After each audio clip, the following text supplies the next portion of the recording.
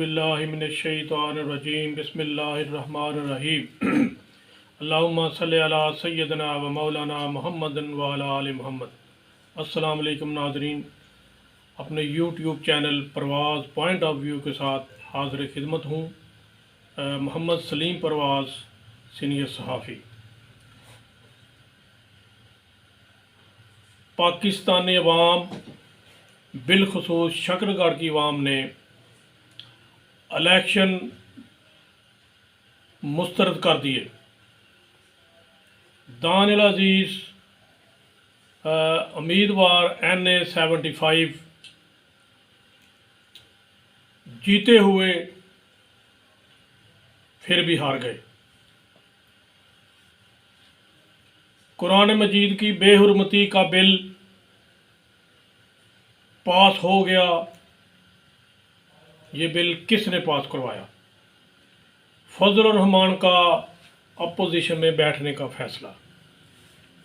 इसके अलावा बहुत सारी खबरें। तो सबसे पहले मैं ये कहूँगा कि पूरे पाकिस्तान में जो इलेक्शन हुए उन पे पूरी दुनिया ने सवालात उठा दिए।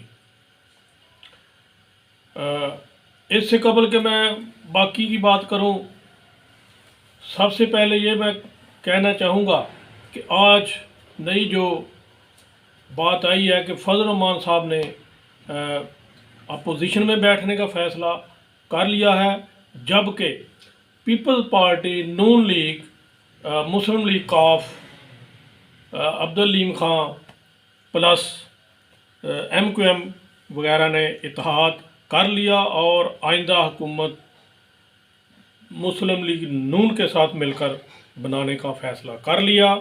मुस्लिम लीग नून और इत्तेहादियों का वज़ीर आज़म शहबाज शरीफ और वज़ीर आला पंजाब वो मरियम नवाज़। तो उन्होंने बड़ी कोशिश की कि फजल रहमान साहब को भी साथ मिला लिया जाए, लेकिन इस दफ़ा फजल रहमान साहब के साथ उनके ख्याल में धोखा किया है मुस्लिम लीग नून ने। जो बंदर बांट करनी थी उसमें फजल रहमान को हिस्सा नहीं दिया गया। सारा हिस्सा मुस्लिम लीग नून ले गई। बंदर बांट का जो इलेक्शन में धांधली हुई उसका सारा का सारा हिस्सा मुस्लिम लीग नून ले गई। तो इलेक्शन सब लोगों ने देखे, शकरगढ़ में भी देख लिए, नारवाल में भी देख लिए, बल्कि पूरे पाकिस्तान में हर बंदे ने देख लिए, सुन लिए, हर चीज़ देख ली। कोई बंदा भी ये इलेक्शन कबूल करने के लिए तैयार नहीं है। इवन के दुनिया के ऑब्जर्वर उधर आए हुए थे, उन्होंने भी ये इलेक्शन मुस्तरद कर दिया।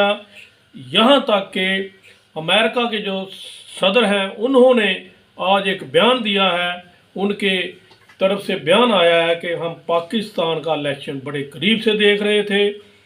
वो इलेक्शन जो है उसके जो धांधली हुई है उसके तहकीकात की जानी इंतहाई ज़रूरी है, ये उनकी तरफ से बयान आया है। तो ये तो आपको पता है सबको ये इलेक्शन कैसा हुआ। तो मैं इधर शकरगढ़ की बात करना चाहूँगा कि इधर दानिल अजीज़ साहब उन्होंने भी इस इलेक्शन को सिरे से मुस्तरद कर दिया। मेरी उनसे मुलाकात हुई 2 दिन पहले दानिल अजीज़ साहब से इस सिलसिले में कि ये इलेक्शन में जो ज़्यादतियाँ हुई हैं वो उन्होंने बड़े एक अच्छे अंदाज से मुझे बताया कि जिस दिन से जो टिकट का मामला था वो भी बड़ी तफसील से बताया, कैसे नहीं मिली, कैसे मिले। वो उसमें यही था कि जो जनरल सेक्रेटरी साहब हैं हसन इकबाल साहब, उन्होंने इसको पर्सनल ले लिया और उन्होंने ये अपनी पार्टी में ये बात रख दी कि अगर आपने दानिल अजीज़ को टिकट देना है तो मुझे आप फारग कर दें। मेरे अपनी उन्होंने हसन इकबाल साहब ने जो है ना वो अपनी जो खिदमात हैं मुस्लिम लीग नून के लिए बकौल उनके वो उन्होंने उधर उनको कहा कि ये ऐसे है। तो फिर वो लोग हसन इकबाल की मान ली उन्होंने, जबकि दानिल अजीज़ को उन्होंने टिकट नहीं दिया। दानिल अजीज़ साहब का फरमाना था कि जिस दिन से मुझे टिकट नहीं मिला मैंने आज़ाद का फ़ैसला किया उस दिन से लेकर इलेक्शन डे तक मुझसे हर रोज़, हर लम्हा, हर घंटा ज़्यादती की गई।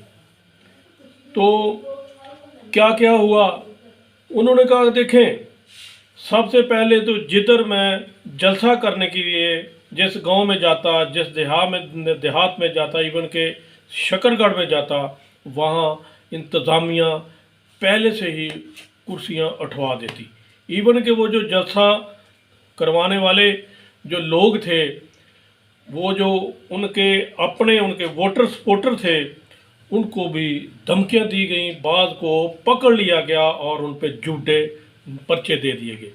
इवन के उन्होंने फरमाया कि मेरे पे भी झूठा पर्चा दे दिया गया। उस सिलसिले में मुझे इस्लामाबाद कोर्ट जाना पड़ा अपनी ज़मानत के लिए।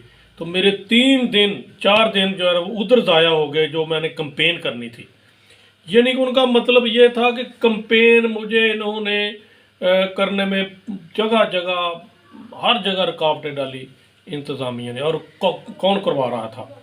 उन्होंने कहा कि वो आसन इकबाल था, आसन इकबाल ने इतनी बदमाशी की है कि आप अंदाज़ा नहीं लगा सकते।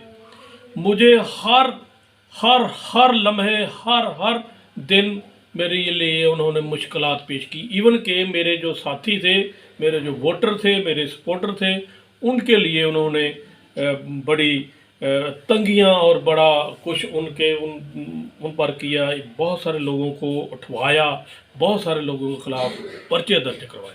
ये कारकर्दगी थी आसन इकबाल की। उन्होंने कहा कि वो सारे हलके जो हैं ज़िला नारोवाल के आसन इकबाल हारा हुआ था। इवन कि उन्होंने अपनी बात की तो मेरा NA-75 जो है, मेरा मुकाबला डॉक्टर ताहिर अली जवेद से था। और ये जो नून लीग का कैंडिडेट था, जो जिसको धांधली के ज़रिए जितवाया गया है, उसके वोट 30,000 से ज़्यादा नहीं थे। उसको 1 लाख के करीब उसके वोट उसको दे दिए गए, जबकि मैं बिल्कुल जीता हुआ था।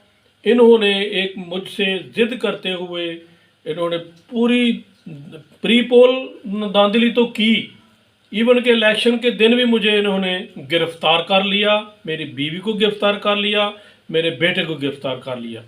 तो इनका ये किरदार रहा। लेकिन उसके बावजूद लोगों ने मुझसे प्यार किया, मुझे वोट दिए और बहुत सारे वोट दिए, बहुत सारे जो पोलिंग है मैंने जीते। लेकिन आसन इकबाल की बदमाशी और उसकी धांधली की वजह से मुझे सरेआम हरा दिया गया। तो इस सिलसिले में मैं अपना पॉइंट ऑफ व्यू ये देना चाहूँगा। इलेक्शन से पहले भी मैंने ये सर्वे किया था, उसमें दानियल अजीज़ साहब जो थे वो पहले नंबर पर थे। डॉक्टर ताहिर अली जवेद साहब जो थे वो दूसरे नंबर पर थे। तीसरे नंबर पर चौधरी तारक नीर साहब का बेटा तलहा नीर साहब थे। चौथे नंबर पर अनवार उल हक साहब थे। मैं चैलेंज करता हूँ आज भी, मेरा ये जो मैंने सर्वे किया था वो 100% दुरुस्त था। और फिर उसके बाद जब हार गया दानियल अजीज़ और अनवार उल हक जो चौथे नंबर पर था, उसको पहले नंबर पर उसको लाया गया जैसे तैसे भी, वो सबको पता है। मैंने उसके बाद दानियल अजीज़ साहब से बात हुई जो मैंने आपको बता दी। मैं उसके बाद ये बताना चाहूँगा, मैंने अपने से एक और सर्वे किया इलेक्शन के बाद, अपने से लोगों से पूछा, बहुत सारे लोगों से मैंने खुद सर्वे किया। उसमें भी इलेक्शन के बाद भी लोग ये कह रहे हैं कि दानियल अजीज़ साहब जो हैं वो जीते हुए थे, उनको हरवाया गया। ये लोगों की बात है। लोग ये भी कह रहे हैं दूसरे नंबर पे डॉक्टर ताहिर अली जवेद ही था, अनवार उल हक साहब तीसरे या चौथे नंबर पर थे। इनको जो है ना वो आगे धांधली के ज़रिए दबा दिया गया। तो ये बात मैं आपको डंके की चोट पर कहना चाहूँगा कि इधर NA-75 में कौन जीता था? दानियल अजीज़ साहब। इतना ही। बाकी एक और ख़बर दूंगा कि डेनमार्क में जो कुरान मजीद की बेहुरमती आए दिन वो करते थे आज़ादी इज़हार राय के नाम पर, उनकी गवर्नमेंट ने बिल पास कर दिया है कि अब आज़ादी इज़हार राय के नाम पर कुरान मजीद की, जो मुसलमानों की सबसे जो पूरी दुनिया के सबसे ज़्यादा पढ़े वाले मुसलमानों की जो किताब है ना जी, तो वो उस पर अब बेहुरमती नहीं होगी। ये इस बेहुरमती को रकवाने में तहरीक मिनहाजुल कुरान इंटरनेशनल का एक अहम रोल है। उधर उन्होंने उस हुकूमत से मुज़ाकरात किए, उनको बताया, उनको कन्विंस किया और उनको कन्विंस करने में कामयाब हो गए कि अब बेहुरमती नहीं होगी, जो करेगा वो कानून की खिलाफ वर्जी करेगा, जबकि इससे पहले ये नहीं था। तो एक और मैं न्यूज़ देना चाहूँगा कि जो लाहौर का हलका है, सलमान अकरम राजावाला और ओन चौधरी को जीत उनकी नोटिफिकेशन कर दिया था। तो सलमान अकरम राजा साहब जो हैं वो इस्लामाबाद हाई कोर्ट गए थे और उधर से कोर्ट में जाने से पहले इलेक्शन कमिश्नर ने उनका नोटिफिकेशन ओन चौधरी का मुअत्तल कर दिया है। अब ये केस चलेगा। ये थी खबर, इसी के साथ ज़्यादा चाहूँगा। बहुत शुक्रिया। अस्सलाम वालेकुम।